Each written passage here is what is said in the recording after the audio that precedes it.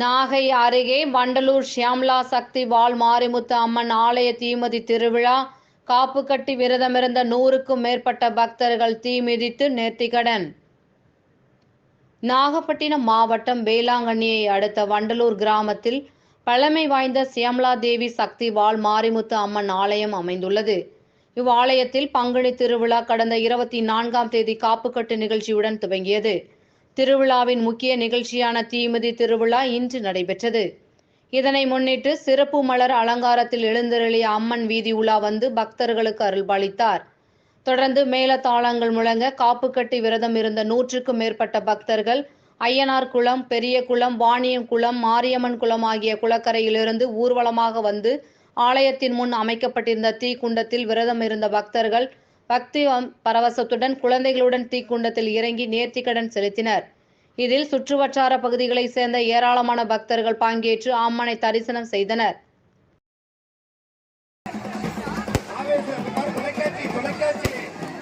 தொலைக்காட்சியில் பதிவிட்டுக் கொண்டிருக்கிறார்கள். அவர்களுக்கு ஒத்துழைப்பு கொடுங்க.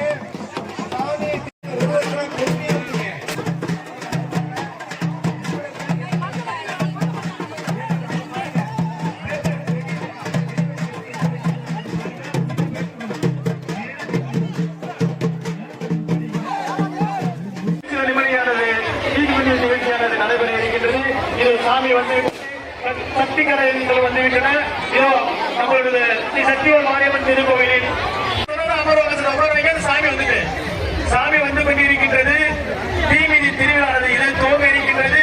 அந்த சமயம் பெரிய தாய்மார்கள் மக்கள் கொஞ்சம் வழிய விடுங்க, கொஞ்சம் வழிய விட்டு வழிய நிற்கிறவங்க கொஞ்சம் வழிய விட்டு இருங்க. காப்பு கட்டுறவங்க சாமி பின்னாடி வாங்க, முன்னாடி வராதீங்க, சாமி பின்னாடி வாங்க.